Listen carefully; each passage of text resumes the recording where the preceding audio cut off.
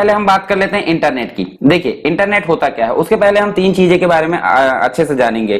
तो आपने देखा होगा नेटवर्क। तो नेटवर्क की अगर बात करें तो नेटवर्क होता क्या है, जैसे मान लो एक कंप्यूटर ये है, ठीक है, एक कंप्यूटर है और एक कंप्यूटर ये है, इसके बाद हमने एक कंप्यूटर ये रख दिए, तो तीनों को हमने क्या करे आपस में जोड़ दिए, किसके लिए, डाटा के आदान प्रदान के लिए, बोले तो कम्युनिकेशन करने के लिए। मतलब हम क्या बोल रहे हैं, एक से अधिक कंप्यूटर जब आपस में किसी नेटवर्क मतलब केबल के माध्यम से आपस में कनेक्ट हो जाते हैं, किसके माध्यम से, उनका पर्पस होता है यानी कि उद्देश्य होता है, किसका, एक उद्देश्य होता है जो कि होता है सूचनाओं का आदान प्रदान, यानी कि सूचनाओं के आदान प्रदान के लिए एक से अधिक कंप्यूटर जब आपस में जुड़ जाते हैं उसे बोलते हैं हम क्या, नेटवर्क।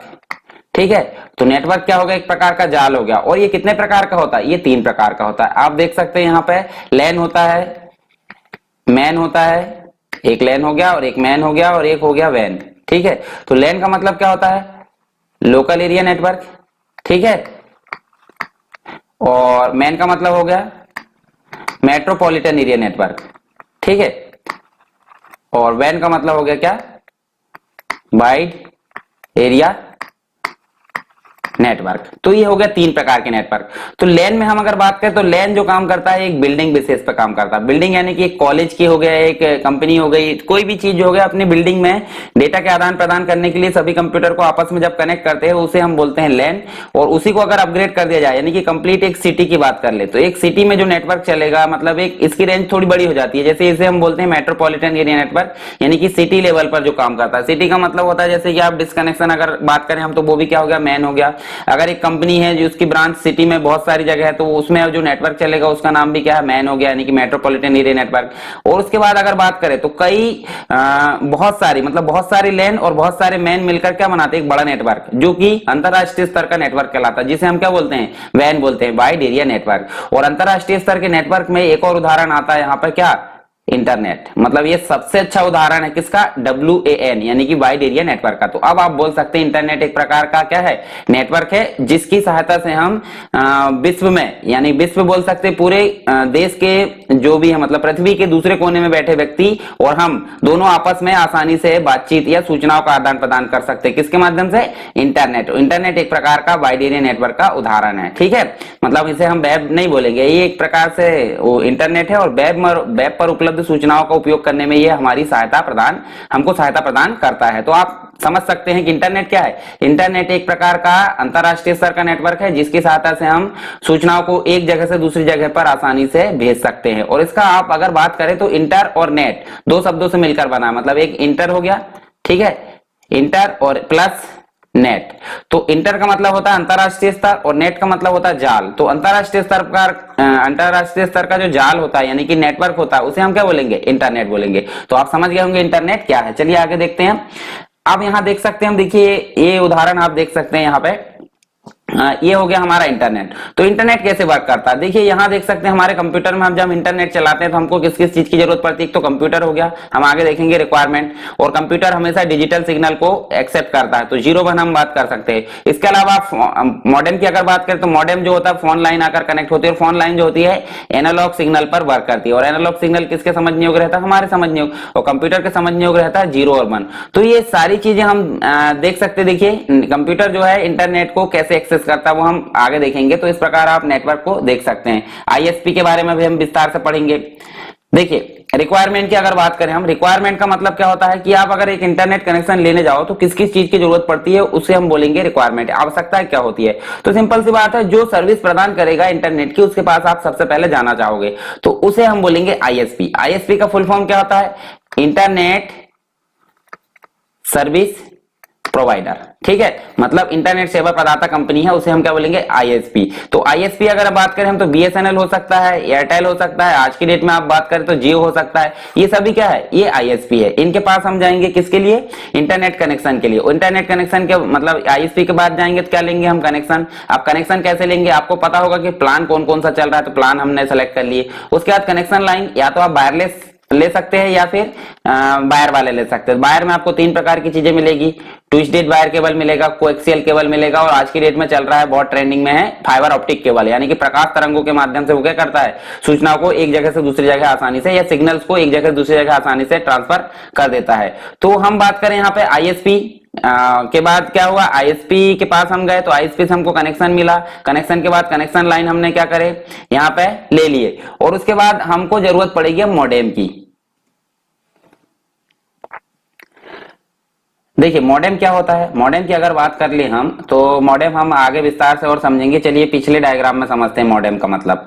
देखिए इंटरनेट जो होता है, इंटरनेट हम अगर यूज कर रहे हैं तो हम कंप्यूटर में यूज करेंगे, और इंटरनेट कनेक्शन कैसे आएगा, टेलीफोन लाइन से।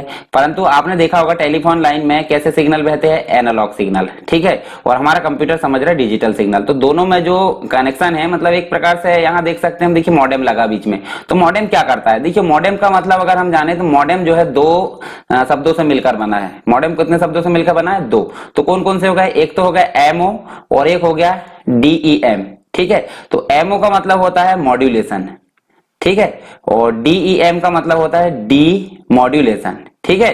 तो दोनों का मतलब हो गया मॉड्यूलेशन और डीमॉड्यूलेशन मिलकर क्या बना है, मॉडेम बना। अब इनका मतलब समझ लेते हैं। तो मॉड्यूलेशन का मतलब क्या होता है, जैसे कंप्यूटर से डिजिटल नेटवर्क गया और मॉडेम से वो परिवर्तित होकर कहां चला जा रहा है, एनालॉग में।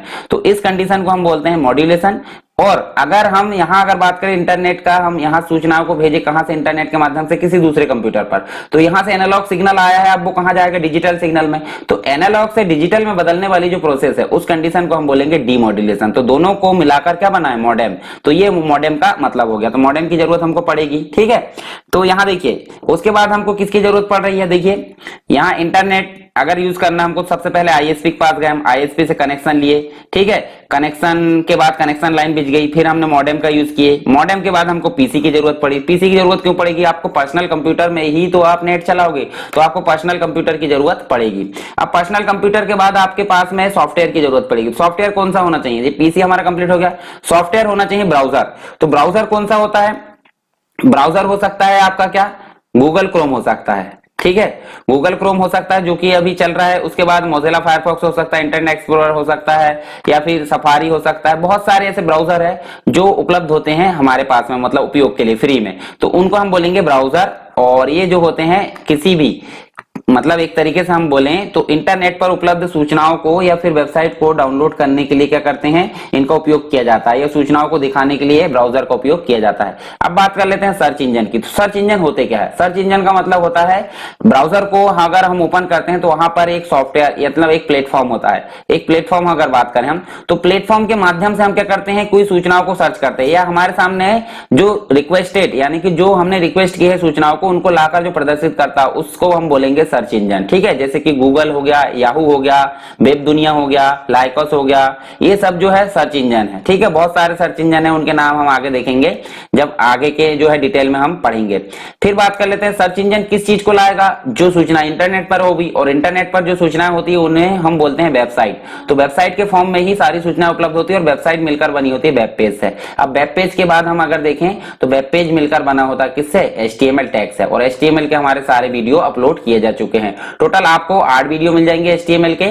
उसके बाद जो है उसको आप देख लोगे। CSS के आपको 3 वीडियो मिल जाएंगे, और जावास्क्रिप्ट का आपको कंप्लीट 1 वीडियो मिलेगा 1 घंटे का। 1 घंटे में आपका कंप्लीट जावास्क्रिप्ट उसमें कंप्लीट किया गया है। हालांकि लेक्चर बहुत बड़ा है 1 घंटे का, परंतु 1 घंटे को आप जो है तो उसको छोटा छोटा करके देख सकते हैं, मतलब आधा आधा 2-2 3-3 भाग में, मतलब आधा देख लिए आधा बाद में देख लिए, तो ऐसा आपकी सुविधा के अनुसार आप देख सकते हैं, ठीक है। अब हम बात कर लेते हैं यहाँ पे इंटरनेट और इंटरनेट के बारे में। तो इंटरनेट तो आप जान चुके हैं। देखिए इंटरनेट का मतलब होता है ग्लोबल, मतलब पूरी दुनिया में जो नेटवर्क फैला हुआ है उसे हम बोलेंगे इंटरनेट। परंतु इंटरनेट का जो कार्य क्षेत्र होता है वो एक प्रकार से सीमित होता है। पर्टिकुलर ऑर्गेनाइजेशन हो गया, पर्टिकुलर व्यक्ति हो गया जो अपने खुद का नेटवर्क यूज करता है, उसे हम क्या बोलेंगे, इंटरनेट। तो दोनों के बारे में हम जान लेते हैं थोड़ा थोड़ा डिटेल। सबसे पहले देख लेते हैं इंटरनेट होता क्या है। तो इंटरनेट हमने जान चुके हैं कि भाई वर्ल्ड वाइड लेवल पर यानी कि ग्लोबल लेवल पर यानी ग्लोबल सिस्टम पे क्या होते हैं, इंटरकनेक्टेड रहते हैं सभी कंप्यूटर। किसके माध्यम से, नेटवर्क के माध्यम से। और वो एक सेम प्रोटोकॉल का यूज करते हैं। एक स्टैंडर्ड प्रोटोकॉल होता है जिसका नाम होता है क्या, ये जो प्रोटोकॉल है इसका नाम होता है TCP/IP। अब TCP का मतलब क्या होता है, प्रोटोकॉल हम विस्तार से बाद में पढ़ेंगे, हालांकि यहाँ पे TCP आ गया है तो हम नाम जान लेते हैं।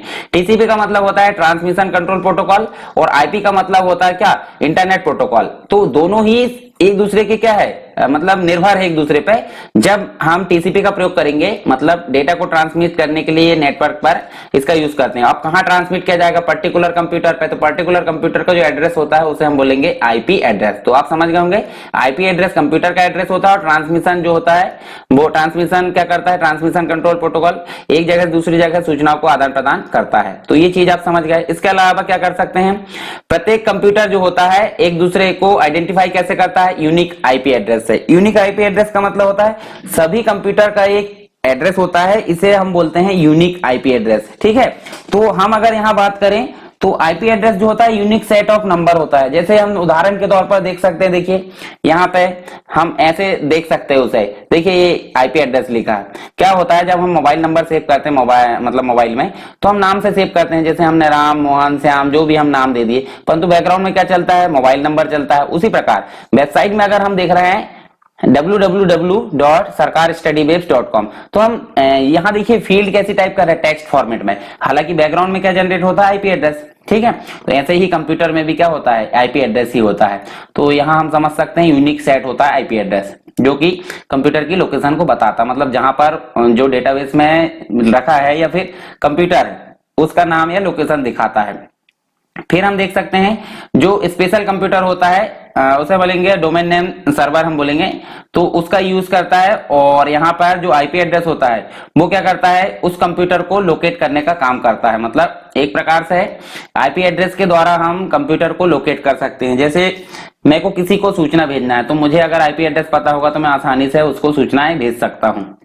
अब जो सूचनाएं होती है वो किसके फॉर्म में होती है? वेबसाइट के फॉर्म में। तो हमको पता है वेबसाइट के फॉर्म में जो आईपी एड्रेस होता है वो तो एक रहता बैकग्राउंड का, परंतु हमको दिखती वो यूनिक नेम होता है। यहाँ देख सकते हैं हम डोमेन नेम, उसको डोमेन नेम देखिए यहाँ पे HTTP, इसके बारे में हम आगे देखेंगे। अभी www के बारे में भी देखेंगे। ये देखिए ये sarkarstudybase.com जो लिखा है ये यूनिक एड्रेस है। वेब मतलब वेब पर या इंटरनेट पर यूनिक एड्रेस है जो जिसके माध्यम से हम सूचनाओं को देख सकते हैं, मतलब इससे रिलेटेड। ठीक, और यहाँ पर जो होता है यूनिकली आइडेंटिफाई किया जाता है इनको एक प्रकार से। और इंटरनेट को जो है एक्सेस मतलब प्रत्येक यूजर जो है वर्ल्ड वाइड लेवल पर कहीं भी एक्सेस कर सकता है। तो ये तो हो गया, बात हो गई इंटरनेट की। अब हम जान लेते हैं थोड़ी सी जानकारी इंटरनेट की। तो इंटरनेट क्या होता है? ये भी आपस में कनेक्ट होते हैं सारे सिस्टम, परंतु आप देख सकते हैं मल्टीपल पीसी है, प्रत्येक एक दूसरे से कनेक्ट है छोटे लेवल पर। और यहाँ पर इंटरनेट जो होता है वर्ल्ड वाइड लेवल पर, मतलब आउटसाइड अवेलेबल नहीं होता है। ये कैसा होता है? एक पर्टिकुलर ऑर्गेनाइजेशन मतलब एक कंपनी हो सकता है, कोई पर्टिकुलर व्यक्ति इसका संचालन करता है। मतलब देख सकते देखिए ऑर्गेनाइजेशन हो गया अपने खुद के उपयोग के लिए, उसमें जो होता है उसके मेंबर, एम्प्लॉई, ये सारी चीजें जो होता है सारे लोग उससे क्या कर सकते हैं? जानकारी को एक्सेस कर सकते हैं। इसके अलावा यहाँ भी प्रत्येक जो नेटवर्क होता है, देखिए यहाँ नेटवर्क है, नेटवर्क में भी प्रत्येक जो पीसी होते हैं उनका भी एक यूनिक एड्रेस होता है जिसे हम बोलते हैं आईपी एड्रेस। ठीक है, तो ये तो बात हो गई थोड़ी थोड़ी डिटेल दोनों के बारे में। अब थोड़ा सा डिफरेंस देख लेते हैं दोनों में। तो इंटरनेट की अगर बात करें हम यहाँ पे, इंटरनेट जो होता है general to PCs all over the world, मतलब जो इंटरनेट होता है सारे पीसी आपस में ऑल ओवर द वर्ल्ड क्या होते हैं? कनेक्ट रहते हैं।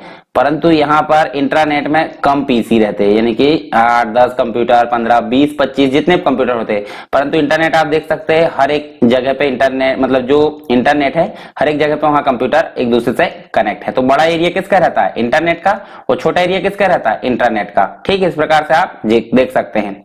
फिर internet provides a wider and better access to website to large population, मतलब बहुत सारे लोग जो है इसको एक्सेस कर सकते हैं, परंतु या फिर बहुत सारी वेबसाइट को हम उसमें एक्सेस कर सकते हैं। परंतु यहाँ हम इंटरनेट की अगर बात करते हैं यहाँ रिस्ट्रिक्ट रहता है, पाबंदी रहती है, यहाँ पर हम इस प्रकार का काम ज्यादा नहीं कर सकते। इंटरनेट जो है सेफ नहीं है एक तरीके से, मतलब वहां जानकारी चोरी होने का डर हो सकता है या फिर बहुत सारे खतरे हो सकते हैं। ठीक है, हैकिंग वगैरह जो भी। परंतु इसके हिसाब से अगर देखें तो ये जो इंटरनेट होता है वो प्राइवेट नेटवर्क होता है, तो इसके हिसाब से ये काफी सुरक्षित माना जाता है। तो ये तो थोड़ा सा डिफरेंस हो गया, आप दोनों के बारे में जान लिए और इनके बारे में थोड़ा सा डिफरेंस यहाँ जान लिए। अब बात करते हैं आईएसपी की। ठीक है, आईएसपी के बारे में वैसे हम जान चुके हैं थोड़ी बहुत डिटेल, हम यहाँ पर उसको विस्तार से जानेंगे। तो यहाँ देखिए आईएसपी का पूरा नाम क्या है, इंटरनेट सर्विस प्रोवाइडर।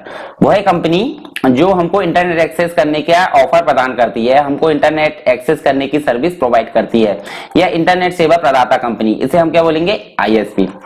और आईएसपी हमको कौन कौन सी सर्विसेज प्रदान करती है, देखिए इंटरनेट एक्सेस की सर्विस प्रदान करती है, डोमेन नेम रजिस्ट्रेशन की सर्विस प्रदान करती है। डोमेन नेम का मतलब क्या होता है, अगर मान लो मैं अपनी इंफॉर्मेशन को वेब पर सबको प्रदर्शित कराना चाहता हूं, तो मेरा एक यूनिक नाम होगा, तो उसे हम बोलेंगे डोमेन नेम।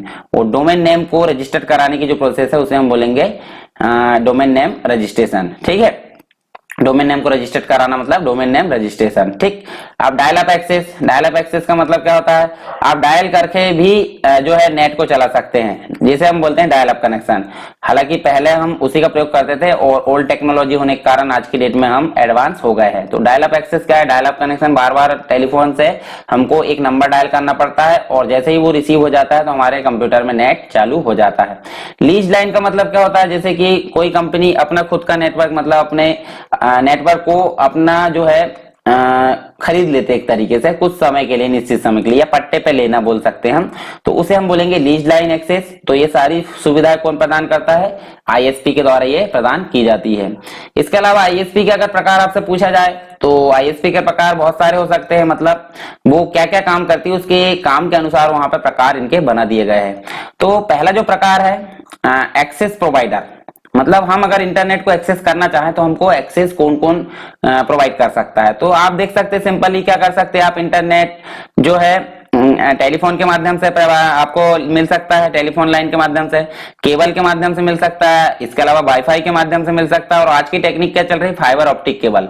तो ये सभी चीजों के माध्यम से आपको आईएसपी क्या करता है, इंटरनेट को एक्सेस करने की सुविधा प्रदान करता है। फिर बात करते हैं mail box provider. Mail box provide करता है मतलब हम हमारा जो है मेल जो मैसेज होते हैं उसको होस्ट कर सकते हैं, यानी कि सर्विस जो रहती है उसकी होस्टिंग की। होस्टिंग का मतलब क्या होता है, ऐसी जगह जहां पर सर्वर पर हमारे जो डाटा है उसको रखने की जो जगह मिलती है उसे बोलते हैं होस्टिंग, और होस्टिंग का चार्ज लगता है। अब वो उसके अनुसार है, कैपेसिटी के अनुसार, कि 1 GB आप ले रहे हैं, 2 GB ले रहे हैं, 10 GB ले रहे हैं, 15 GB ले रहे हैं, तो उसके अनुसार यहाँ चार्जेस लगते हैं। हालांकि कुछ कंपनी जो है अभी भी फ्री, जैसे कि जीमेल हो गया, याहू हो गया, ये सब जो है फ्री प्रोवाइड करते हैं 15 GB तक का स्पेस मेल बॉक्स। ठीक, अब यहाँ देखें होस्टिंग आईएसपी, मतलब होस्टिंग चार्ज अभी बोला मैंने कि भाई अगर आपको अपनी डेटा को सर्वर पर रखना है तो आपको वहां पे जगह लेना पड़ता है, उसी जगह को बोलते हैं क्या, होस्टिंग। मान लीजिए ये सर्वर है और सर्वर पर आपने इतनी जगह ली है तो इसको हम होस्टिंग बोलेंगे। ठीक, इसके अलावा आप देख सकते हैं वर्चुअल आईएसपी। वर्चुअल आईएसपी क्या है, ये ऑफर करती है, मतलब ये हमको सुविधा किस चीज की देती है कि internet access via other ISP, मतलब हमारे जो आईएसपी है एक सर्विस प्रोवाइडर है, उसके अलावा आप अगर चाहते हैं कि अदर आईएसपी से भी इंटरनेट की सर्विस प्रदान करना चाहते हैं तो ये वर्चुअल आईएसपी प्रदान करती है। यहाँ पे फ्री आईएसपी क्या करती है, ये फ्री जो होता है इसमें चार्ज नहीं लगता है, इसमें बहुत सारी फैसिलिटी फ्री में प्रदान की जाती है। तो ये हो गया आईएसपी के प्रकार। अब बात कर लेते हैं कनेक्शन के प्रकार। कनेक्शन यानी कि कनेक्टिविटी क्या होती है, तो उसके प्रकार हम देख सकते हैं, देखिए कौन कौन से है। एक तो हो गया डायल अप कनेक्शन, हम आगे विस्तार से देख रहे हैं इसके बारे में। फिर हो गया आईएसडीएन। आईएसडीएन का मतलब क्या होता है, internet integrated services digital network. ठीक है, तो इसके बारे में हम आगे देखेंगे। इसके अलावा आप देख सकते हैं डीएसएल। डीएसएल का मतलब क्या होता है, डिजिटल सब्सक्राइबर लाइन। इसके अलावा आप देख सकते हैं यहाँ पे cable TV internet connection, next satellite internet connection, और लास्ट जो है वायरलेस इंटरनेट कनेक्शन। तो इन सभी के बारे में, ये किसके प्रकार है, ये कनेक्टिविटी यानी कि कनेक्शन के प्रकार है, और इनके बारे में हम एक एक करके विस्तार से देखते हैं। तो सबसे पहला जो नेटवर्क है हमारा, मतलब कनेक्शन का प्रकार है डायल अप कनेक्शन। तो डायल अप कनेक्शन क्या होता है, इसमें सिंपली क्या करते हैं, dial up connection telephone line के माध्यम से जो पीसी होते हैं इंटरनेट का एक्सेस करते हैं, तो यहाँ पे मॉडेम की जरूरत पड़ती है, और मॉडेम के माध्यम से ही हम डायल अप कनेक्शन को सेटअप कर पाते हैं। और जो मॉडेम होता है, मॉडेम क्या होता है, इंटरफेस एक प्रकार से किसके मध्य रहता है, पीसी और कनेक्शन लाइन, मतलब इनके मध्य जो है इंटरफेस कराने का काम करता है कौन, मॉडेम। तो आप देख सकते हैं यहाँ पर जो मॉडेम होता है एक प्रकार से मीडिएटर का काम कर रहा है, और इसी के माध्यम से हम डायल अप कनेक्शन के यूज कर पाते हैं। अब डायल अप कनेक्शन क्या होता है आपको पता होना चाहिए। एक आईएसपी, मतलब आईएसपी हमने देखे हैं, आईएसपी से हमको एक नंबर प्रदान कर दिया जाता है, उस नंबर को हम क्या करते हैं, हर बार डायल करते हैं और रिक्वेस्ट कहाँ जाती है, आईएसपी में, वहां से उसको एक्सेस किया जाता है और हमारे कंप्यूटर में नेट एक्सेस कर लिया जाता है, यानी कि चालू हो जाता है। तो ऐसे ही हम जब भी नेट चलाना है तो हमको बार बार क्या करना पड़ता है, डायल करना पड़ता है एक नंबर को, तो उसे ही हम क्या बोलेंगे, डायल अप कनेक्शन। तो आप देख सकते हैं यहाँ पे डायल अप कनेक्शन को। इसके बाद है आईएसडीएन। तो आईएसडीएन जो होता है एक प्रकार से जब मॉडेम होता है, मॉडेम के बदले में यहाँ पे आईएसडीएन एडाप्टर का उपयोग किया जाता है। तो इसका मतलब क्या है, इंटीग्रेटेड सर्विसेज डिजिटल नेटवर्क। तो ये क्या करता है, it established the connection using the phone line which carry digital signal instant of analog signal. तो यहाँ सिंपली क्या बात की जा रही है कि यहाँ पे अगर आपको एनालॉग सिग्नल मिलता था, पीछे जाकर देखो, जो हमारा मतलब पीछे हम देखें तो यहाँ पे आपको एनालॉग सिग्नल मिल रहा है यहाँ पे टेलीफोन लाइन में, परंतु यहाँ आप अगर जाकर देख रहे हैं तो यहाँ आपको मिल रहा है डिजिटल सिग्नल। जो लोकल टेलीफोन लाइन है वहां पे आपको इसके माध्यम से, मतलब ये अडाप्टर के माध्यम से डिजिटल जो सिग्नल है वो मिल रहा है। तो इसके माध्यम से क्या कर सकते हैं अपन, हाई क्वालिटी की वीडियो, हाई क्वालिटी की इमेजेस, जो भी डिजिटल चीजें है, सूचनाएं, ये आसानी से एक जगह से दूसरी जगह भेज सकते हैं आईएसडीएन के माध्यम से। ठीक है, इंटीग्रेटेड सर्विसेज डिजिटल नेटवर्क। फिर आगे देखें तो डीएसएल, ये भी एक प्रकार का ब्रॉडबैंड कनेक्शन है, यानी कि इसको हम शॉर्ट में क्या बोलते हैं, डीएसएल, परंतु इसका पूरा नाम है डिजिटल सब्सक्राइबर लाइन। ठीक, तो ये जो है एक प्रकार का ब्रॉडबैंड कनेक्शन है जो क्या करता है, नॉन मतलब ऑर्डिनरी टेलीफोन लाइन के माध्यम से कनेक्ट रहता है। तो टेलीफोन लाइन हम देख सकते हैं, देखिए ये देख सकते हैं हम, यहाँ पे डीएसएल का मॉडेम लगा है और यहाँ पे इंटरनेट एक्सेस हो रहा है, किसके माध्यम से, ब्रॉडबैंड कनेक्शन टाइप का है एक डिजिटल सब्सक्राइबर लाइन। अब आगे देखें केबल टीवी इंटरनेट कनेक्शन। तो केबल टीवी इंटरनेट कनेक्शन क्या होता है, आपने देखा होगा जब आप सेटअप बॉक्स के माध्यम से टीवी कनेक्ट करते हैं तो आपके पास में एक वायर रहता है। तो वायर कैसा रहता है, बहुत एक प्रकार से मोटा रहता है, उसके अंदर आपको एक सिल्वर कलर का तार मिलेगा, उसके बाद आपको फिर प्लास्टिक का गोल मतलब राउंड जो है लीड वो मिलेगी, उसके अंदर आप एक कॉपर यानी कि तांबे का तार मिलेगा। तो इस प्रकार से वो वायर बना रहता है बहुत मोटा। तो उसी केबल के माध्यम से हम क्या करते हैं, टेबल जो मतलब जो केबल है, केबल के माध्यम से टीवी चला सकते हैं, इंटरनेट कनेक्शन या जो भी है हम इसको एक्सेस कर सकते हैं, किसके माध्यम से, कोएक्सियल केबल, इसे ही हम क्या बोलते हैं, केबल टीवी इंटरनेट कनेक्शन। और यहाँ आप देख सकते हैं इंटरनेट हर जगह है, आईएसपी भी रहेगा, आईएसपी क्या करेगा, इसको सर्विस प्रदान करने का काम करेगा। फिर देख सकते हैं सैटेलाइट इंटरनेट कनेक्शन। सैटेलाइट का मतलब क्या होता है, उपग्रह है। तो उपग्रह जो होते हैं संचार के लिए बहुत सारे उपग्रह बनाए जाते हैं, तो उन्हीं के माध्यम से क्या करते हैं हम, संचार प्रणाली को मतलब यहाँ पे और अधिक डेवलप करते हैं और उसी के माध्यम से यहाँ पे एक जगह दूसरी जगह सूचनाओं को आदान प्रदान किया जा सकता है। कैसे, ये छतरी टाइप का दिखता है आपको, ये देखिए ये नेटवर्क को एक्सेस करने का काम करता है। ये जो होता है सीधे सैटेलाइट से कनेक्ट रहता है और यहाँ से सूचनाएं क्या होती है, यहाँ जाती है और यहाँ से आकर इधर चली जाती है और वहां से नीचे आकर क्या करती है, कंप्यूटर में यहाँ पे चली जाती है। जैसे मान लीजिए यहाँ वेब सर्वर रखा हुआ है और हमको यहाँ से कोई चीज एक्सेस करना है, तो हमने डिश होती है, डिश के माध्यम से यहाँ रिक्वेस्ट भेजे, रिक्वेस्ट इधर से यहाँ गई और यहाँ से सूचना आकर फिर वापस आकर क्लाइंट के पास में चली गई। तो हाई स्पीड कनेक्शन होता है एक प्रकार से, क्योंकि आपको पता होगा देखिए बिना बाधा के, ना तो वहां पर सैटेलाइट होता है तो वहां तो ऐसी दिक्कत नहीं है कि नेटवर्क नहीं मिलता होगा। तो सैटेलाइट जो होता है यहाँ पे इंटरनेट कनेक्शन प्रोवाइड करने का काम करता है हाई स्पीड का। फिर जो है नेक्स्ट वायरलेस इंटरनेट कनेक्शन। तो वायरलेस का मतलब होता है, वायर का मतलब होता है जैसे वायर वाला, और वायरलेस यानी कि वायर नहीं मिलेगा, तो बिना तरंगों के माध्यम से यानी कि फ्रीक्वेंसी के माध्यम से, जो रेडियो फ्रीक्वेंसी होती है उसके माध्यम से क्या करना है, यहाँ पे नेट एक्सेस करना कहलाता है वायरलेस इंटरनेट कनेक्शन। मतलब यहाँ पे है कि इंटरनेट जो है, internet connection makes use of radio frequency bands to connect the internet and offer a very high speed. मतलब एक प्रकार से जो है यहाँ पे रेडियो फ्रीक्वेंसी के माध्यम से क्या करता है, इंटरनेट एक्सेस करने की सुविधा हमको प्रदान करता है और बहुत सारी मतलब बहुत ज्यादा स्पीड को ये प्रदान करता है। The wireless internet connection can be obtained by other, मतलब आइदर वाईफाई, या तो वाईफाई हो सकता है या ब्लूटूथ हो सकता है। आप देख सकते हैं, देखिए वाईफाई लैपटॉप में आपने देखा होगा इनबिल्ट रहता है, परंतु हमको अगर पीसी यानी डेस्कटॉप पे अगर चला रहा है तो आपको यूएसबी वाला जो अडाप्टर है एक रहती है पेन ड्राइव टाइप की, तो उसको आप लगाओगे तो यहाँ आप इंटरनेट एक्सेस कर सकते हैं। किसके माध्यम से, ये डिब्बी के माध्यम से, मतलब ये जो यूएसबी थंब टाइप का एक पेन ड्राइव टाइप की रहती है डिवाइस, उसके माध्यम से आप यहाँ पे इंटरनेट कनेक्शन यूज कर सकते हैं, या ब्लूटूथ के माध्यम से या फिर वाईफाई के माध्यम से। ठीक, अब बात कर लेते हैं नेक्स्ट हमारे प्रकार होगा कनेक्शन की, अब बात कर लेते हैं यहाँ पे वीसेट। तो यहाँ देख सकते हैं आप, देखिए बहुत सारे जो हमारे भारत में देखे होंगे या जहां भी बहुत सारे पहाड़ी इलाके होते हैं जहां पर दूर दराज में नेटवर्क या इंटरनेट एक्सेस कर पाना बहुत मुश्किल होता है। तो उन्हीं क्षेत्रों के लिए क्या करना है, यहाँ सैटेलाइट के माध्यम से, डिश के माध्यम से क्या करना है, इंटरनेट को यहाँ सेवा प्रदान करना, ये कहलाता है वीसैट। और वीसैट का पूरा नाम होता है वेरी स्मॉल एपर्चर टर्मिनल। तो आप यहाँ देख सकते हैं, देखिए सैटेलाइट के माध्यम से जो टावर होते हैं, टावर आप देख सकते हैं, टावर ऐसे होते हैं, ये नेटवर्क को एक्सेस करते हैं और यहाँ से यहाँ डिश में जाता है और डिश से वहां पर एक्सेस कर लिया जाता है।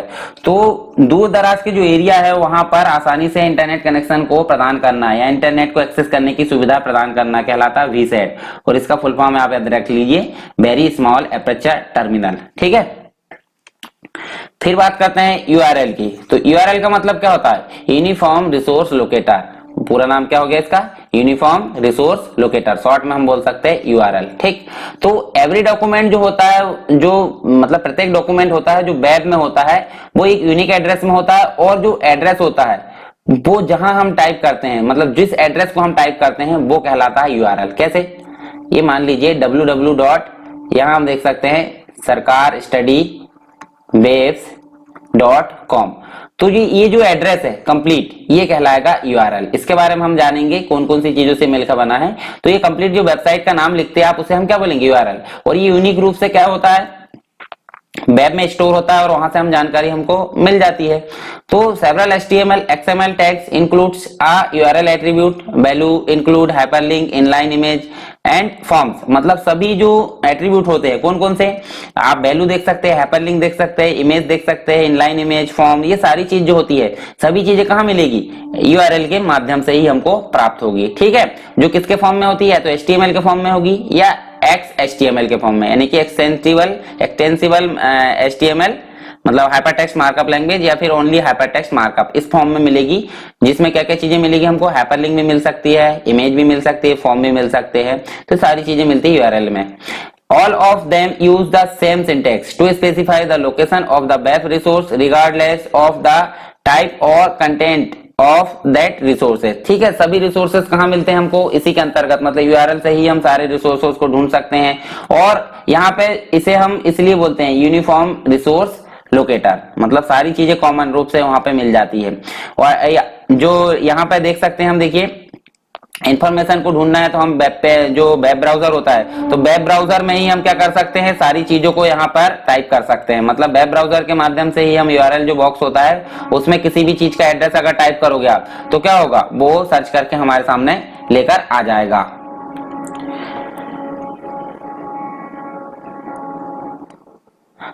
इसके अलावा यहाँ हम देख सकते हैं, देखिए यूआरएल का जो पूरा नाम लिखा है, तो हम इसे बोलेंगे एक प्रकार से क्या, ये है प्रोटोकॉल। प्रोटोकॉल क्या होता है, प्रोटोकॉल एक रूल्स होता है। मतलब इंटरनेट पर अगर सूचना हमको भेजना, प्राप्त करना है, कोई भी एक्टिविटी करना है, तो हर चीज के लिए एक रूल्स होता है, उस रूल्स को ही हम बोलेंगे प्रोटोकॉल। तो HTTP का पूरा नाम क्या होता है, hypertext markup hypertext transfer protocol, sorry HTML नहीं है, ये HTTP है। तो HTTP का पूरा नाम क्या होता है, हाइपरटेक्स्ट ट्रांसफर प्रोटोकॉल। पूरा नाम याद रख लीजिए, डबल हमने लगाया क्या, डॉट और स्लैश लगाए और उसके बाद ये www लिखे। तो www क्या है, ये एक सब डोमेन है, एक प्रकार से हम बोल सकते हैं वर्ल्ड वाइड वेब।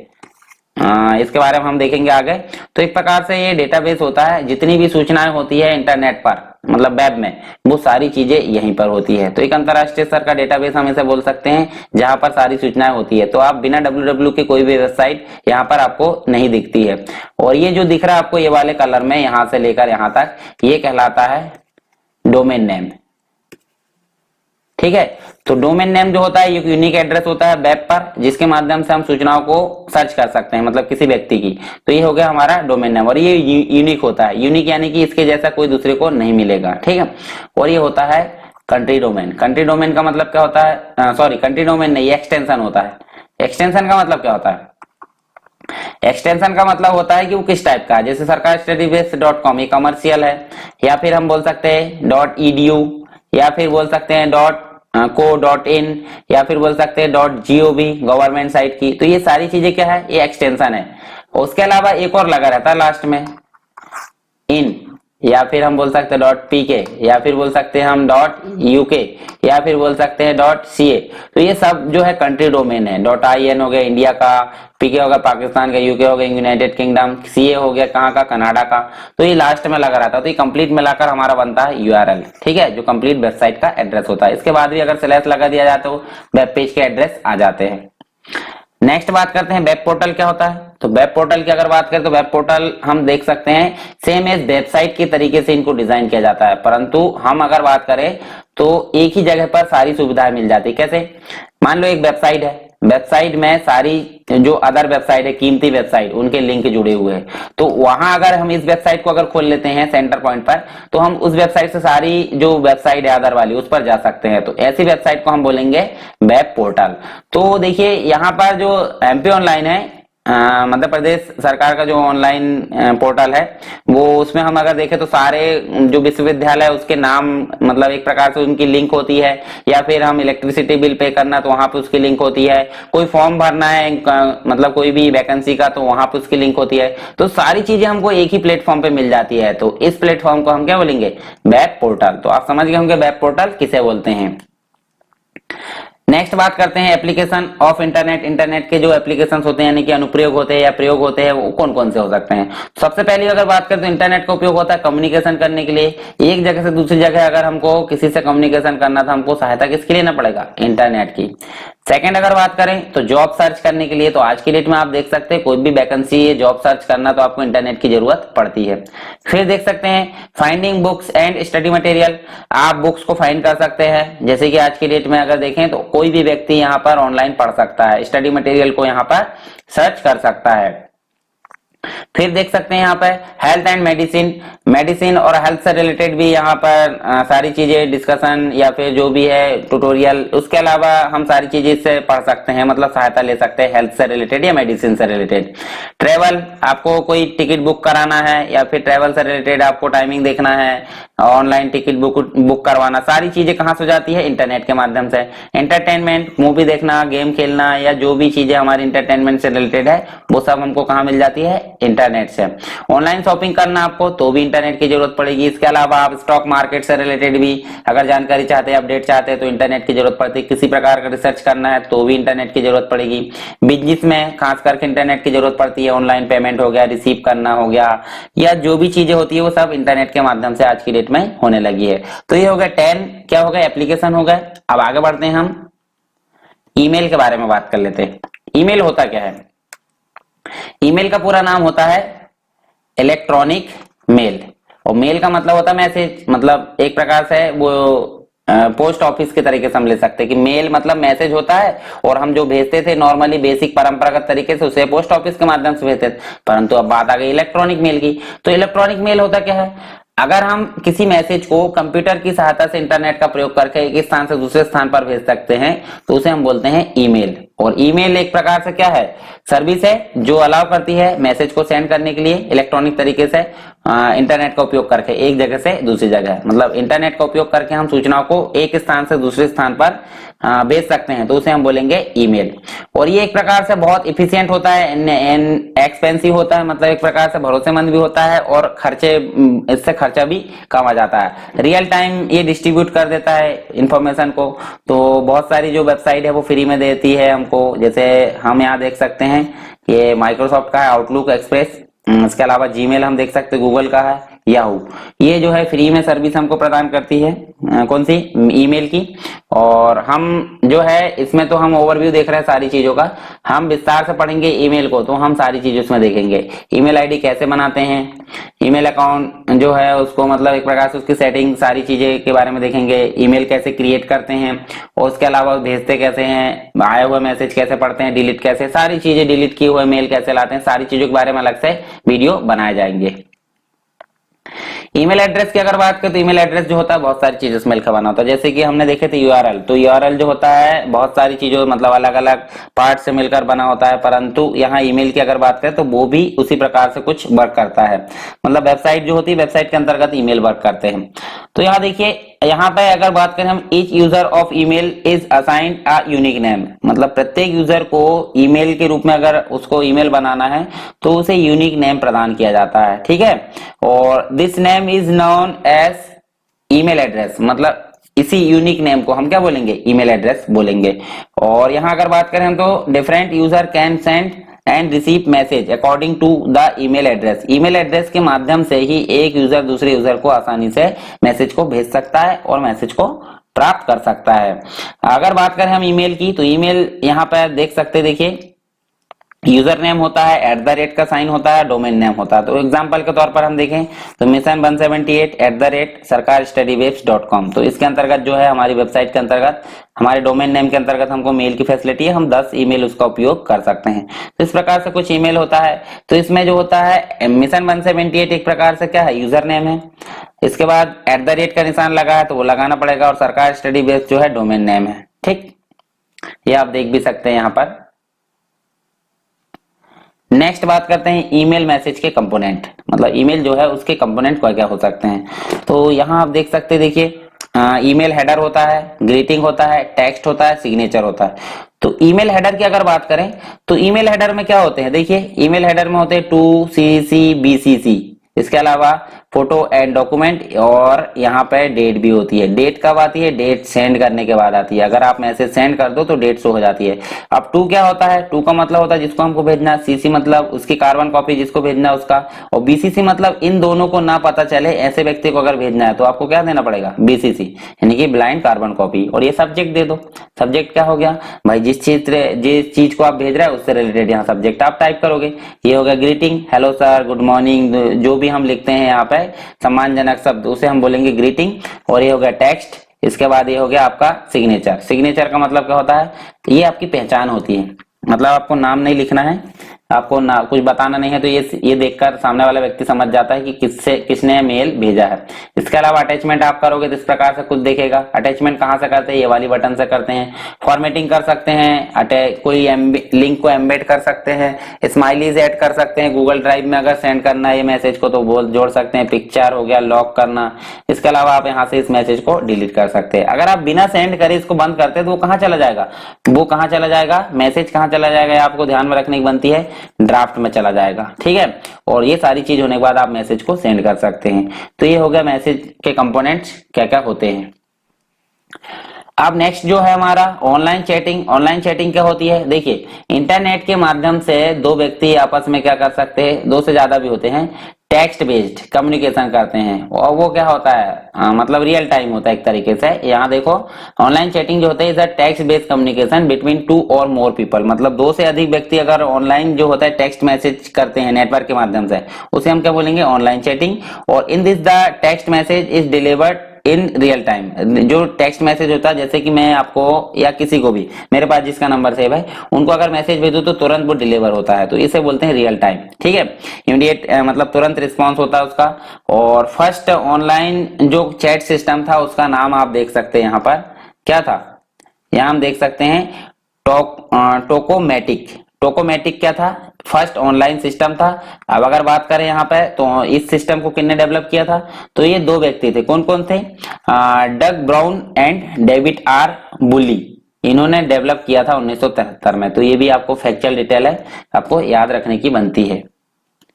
नेक्स्ट बात करते हैं यहाँ पर यहीं पे जो चैट सर्विस है वो कौन कौन से है, मतलब जो चैटिंग है कौन कौन से एप्लीकेशन के माध्यम से हम करते हैं। तो आपको पता होगा हम सबसे ज्यादा यूज करते हैं फेसबुक, व्हाट्सएप, इसके अलावा जीमेल में भी चैटिंग हो जाती है, टेलीग्राम में, ट्विटर में। तो इनके कुछ मतलब जो है जिन्होंने इनको खोजा है या फिर जिनने इनको डेवलप किया तो उनके नाम देख सकते हैं। फेसबुक को खोजा गया किसके द्वारा, मार्क जुकरबर्ग के द्वारा 2004 में, और अपने फ्रेंड से या क्लासमेट से बातचीत करने के लिए इन्होंने इसको डेवलप किया था।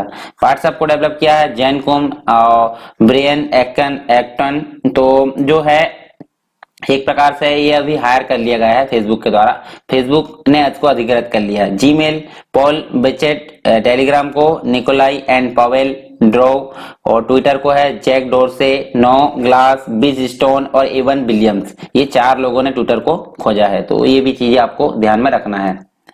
अब बात करते हैं next topic www, world wide web. मतलब पूरा नाम क्या है इसका, वर्ल्ड वाइड वेब। और अगर हम इंटरनेट पर किसी भी प्रकार की सूचनाएं जो कि कैसी होती है, हाइपर टेक्स्ट के फॉर्मेट में होती है, ठीक है।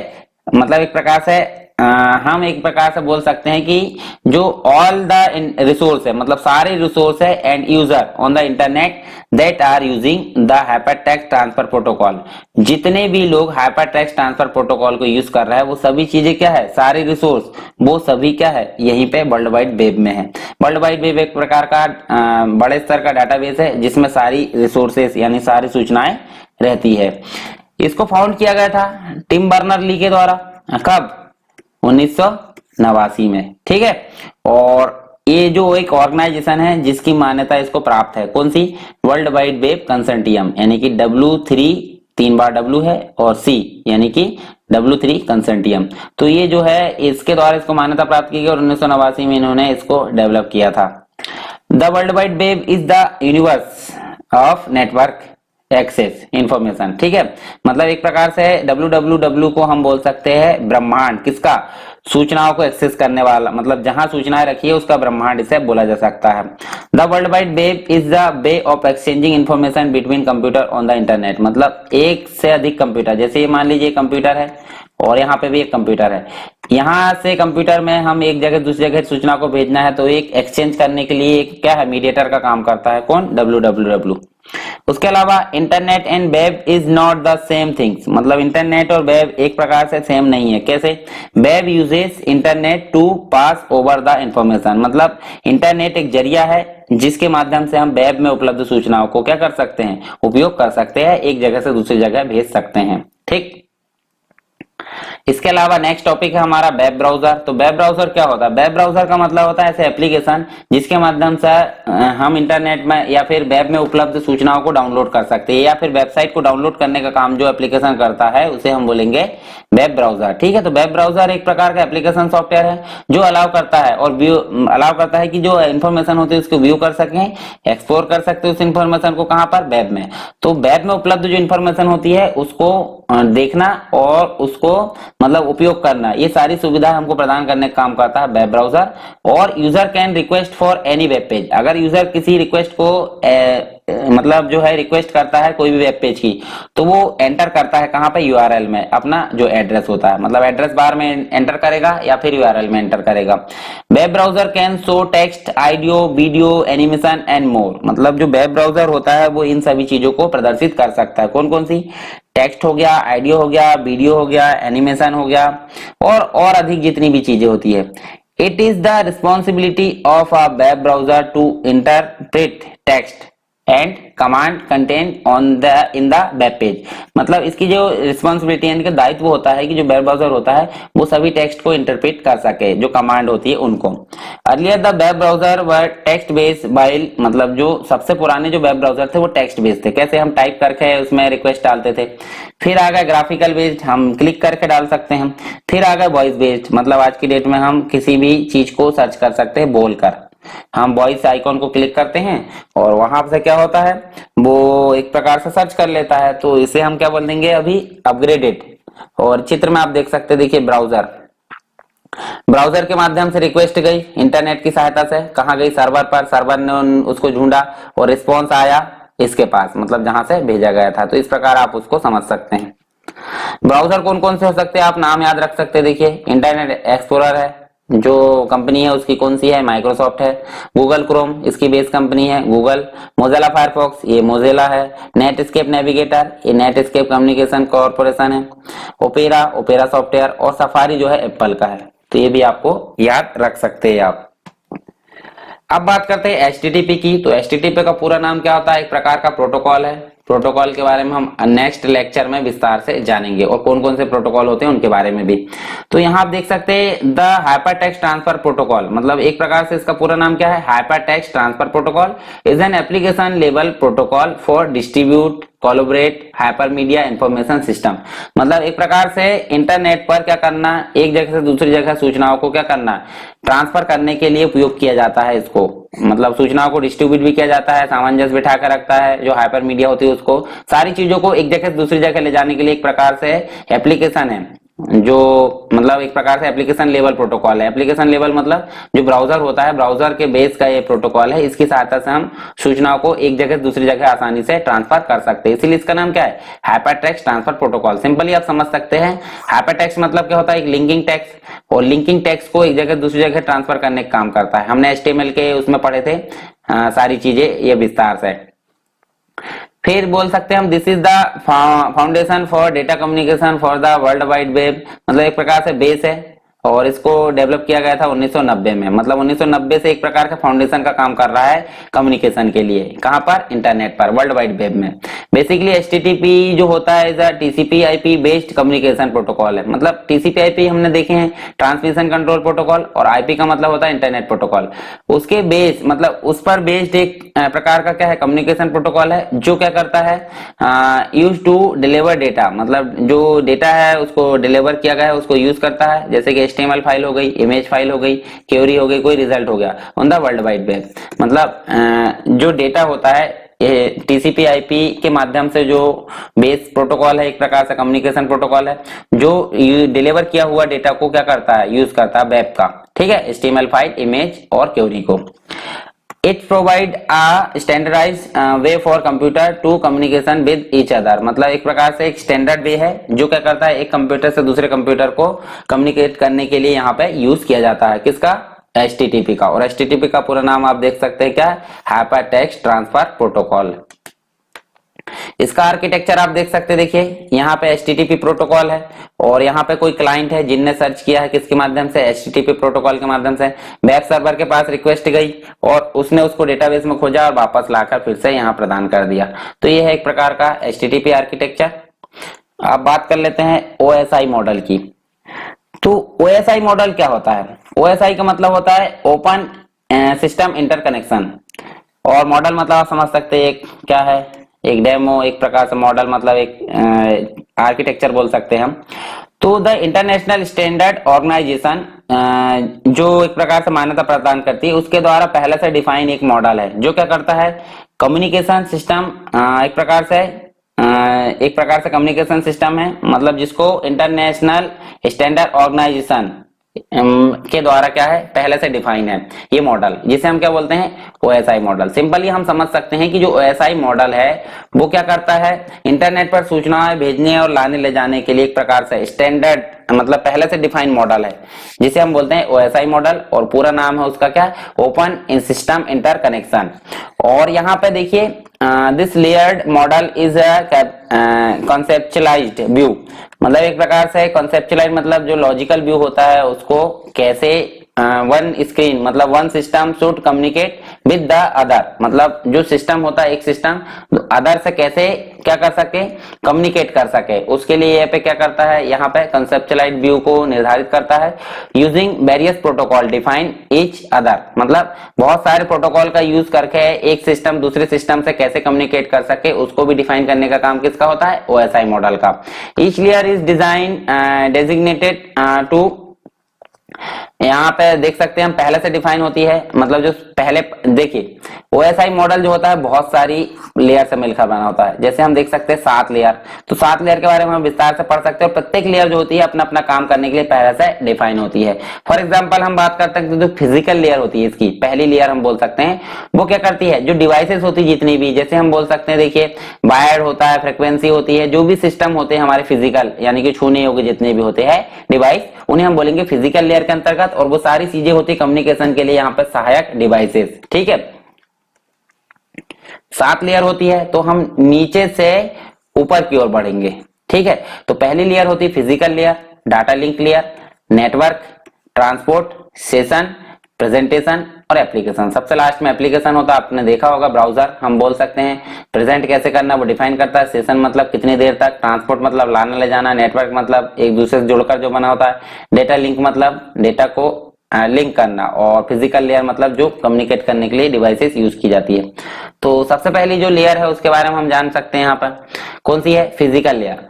तो ये जो लेयर होती है वो क्या डील करती है कि जो हार्डवेयर टेक्नोलॉजी है उनको जो है एक्चुअल कम्युनिकेशन करने के लिए यहाँ पे मतलब कम्युनिकेशन करने के लिए कैसे मैनेज किया जाए, जैसे कि सिग्नल हो गया, वोल्टेज हो गया, केबल टाइप हो गया, लेंथ हो गया, सारी चीजों को मैनेज करने का काम कौन करती है, फिजिकल लेयर। इसके बाद हो गई data link layer. Data link layer जो होती है सेकंड लेयर होती है। तो इस लेयर में जो होता है एक प्रकार से ट्रांसमिशन डेटा मतलब सिग्नल पल्स आदि को जो होता है फिजिकल लेयर के द्वारा यहाँ पर कनेक्ट, एक प्रकार से डेटा फ्रेम हो गया and send that the upper layer and vice versa. ठीक है, मतलब एक प्रकार से हम बोल सकते हैं कि फिजिकल लेयर के माध्यम से या फिजिकल लेयर की सहायता से क्या करना, नेटवर्क लेयर से कनेक्टिविटी बनाने के लिए यहाँ पे डेटा लिंक लेयर का उपयोग किया जाता है। नेटवर्क लेयर क्या करती है, सूचनाओं को एक जगह दूसरी जगह ले जाने के लिए यहाँ पे ये काम करती है। मतलब एक प्रकार से लाने ले जाने की नहीं बोले हम, नेटवर्क मतलब होता है बहुत सारी चीजें, मतलब डेटा को लाने ले जाने एक जगह से दूसरी जगह, इसके लिए इसका यूज किया जाता है। और it provide mean to allocate logical addresses to host and identify them uniquely using the same. ठीक है, मतलब एक जगह से दूसरी जगह ले जाने का काम तो जो करती है, परंतु यहाँ पे ये ढूंढ भी सकती है। मतलब एक प्रकार से जो जिस एड्रेस पे हमको भेजना है उसको ये क्या करती है, यहाँ पर यूनिकली आइडेंटिफाई करती है। ट्रांसपोर्ट लेयर क्या करती है, फोर्थ नंबर की लेयर है। तो this layer provided in end to end data delivery among hosts. ठीक है, मतलब एंड टू एंड जो डेटा होता है उसको डिलीवरी करने का काम करती है होस्ट के माध्यम से। और this layer take data from the above layer and break in it into smaller unit called segment, मतलब जो छोटी यूनिट होती है उसको हम क्या बोलेंगे, segment, and then gives it to the network layer for transmission. जो नेटवर्क लेयर होती है मतलब उसकी सहायता से क्या करती है, एक जगह से दूसरी जगह ट्रांसपोर्ट मतलब डेटा को लाने ले जाने का काम करती है ट्रांसपोर्ट लेयर।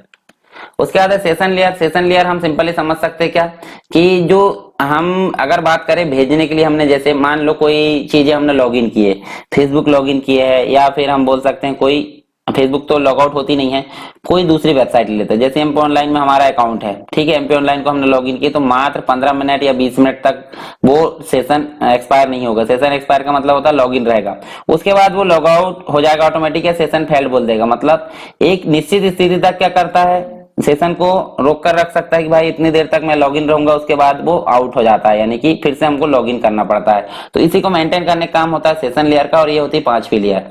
प्रेजेंटेशन लेयर होती है कि किस प्रकार से डेटा को यहाँ पर प्रदर्शित कराना है, उसको मेंटेन करने का काम होता है किसका, प्रेजेंटेशन लेयर का।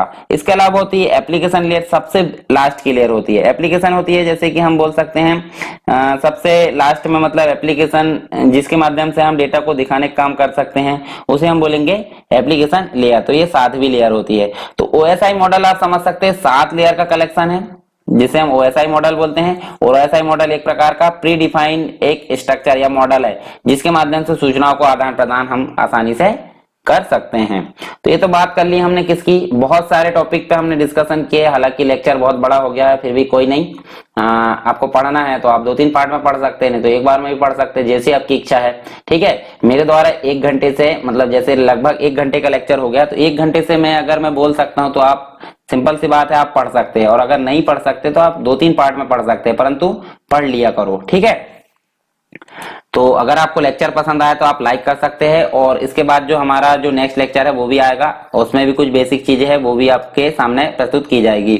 और आपको अगर पसंद आया लेक्चर तो आप ज्यादा से ज्यादा शेयर कर सकते हैं, सब्सक्राइब कर ले चैनल को इसी प्रकार के वीडियो पाने के लिए, और बेल आइकन को क्लिक कर ले ताकि आपको लेटेस्ट वीडियो की नोटिफिकेशन तुरंत मिल जाए। तो चलिए दोस्तों, मिलते हैं नेक्स्ट लेक्चर में, तब तक के लिए जय हिंद।